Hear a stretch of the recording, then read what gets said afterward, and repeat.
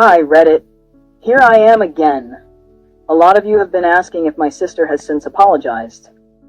Well, it's been 3 months now, and I'm finally ready to give you all an update. So here goes. Emily, my sister, has been struggling in her marriage for a while now. Things aren't looking the way she expected them to, and as much as she tried to convince herself that everything would be okay, she started to realize she couldn't keep pretending.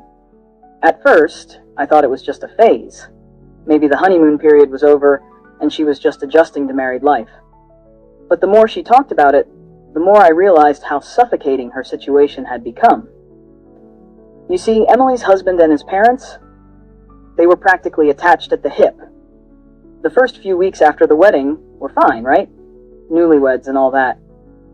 But after that, Emily started feeling like she couldn't breathe. She thought things would settle, that after the wedding, her husband would finally ask his parents to give them some space, to go back to their own house. But instead, things only got worse. There had been talks about selling the house they just bought and moving into a bigger place. But it wasn't for Emily's benefit. No, it was because the parents were still very involved in every little detail of their lives. They woke up at the same time every morning, sat at the breakfast table together, and had their meals as a family. They didn't have a moment to themselves. Emily felt like a stranger in her own home. And the worst part? The constant talk about me, my sexuality, my lifestyle. The disdain they expressed for people like me was just overwhelming. It was every single meal, every single conversation, from breakfast to lunch to supper. All they talked about was how disgusting my relationship was, how I was living in sin, and how my entire existence was a curse on the family. Imagine sitting at the dinner table, trying to enjoy a meal with your husband, and hearing his parents tear apart your own sibling. Hearing them talk about your brother like he's the devil for daring to love someone.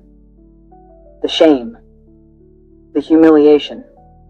Emily had hoped that it would stop. She begged her husband to do something about it, but he just kept brushing it off, saying things like, "I can't upset my parents," or "It's just the way they are." Every time, she hoped he'd stand up for her, but he never did. After a while, Emily couldn't take it anymore. Every morning, she'd wake up to the same routine, the same judgmental stares, the same hateful words. And it wasn't just about me. They started judging her, too, for marrying someone like him, someone who wouldn't even stand up for her against his own family. She became just as trapped as I was, but in a different way. But then this morning, she showed up at my door. At first, I didn't believe it. I thought maybe she just wanted to guilt trip me again, or try to explain away everything. But no, this time her face was different. It wasn't angry, it wasn't defensive. It was a mix of exhaustion and sincerity. She was serious. Emily told me she had already started the divorce process. She had contacted a lawyer, and it was happening. She was leaving him. She was done with the suffocating environment. She had tried for months to make it work, but she couldn't anymore. I was shocked, but I let her in. She came inside, and for the first time in months, it felt like we were siblings again. We sat down on the couch, and for the first time, we talked about everything. Not just the wedding, not just the hurt, but about our childhood. We talked about when we were kids, about our high school crushes, about the time we got in trouble for sneaking out to see a movie. We laughed, we cried.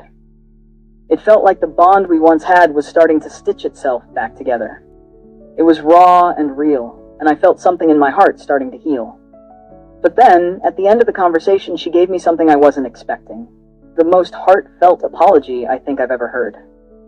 She told me how sorry she was for everything. For the way she abandoned me. For choosing her husband's family over me.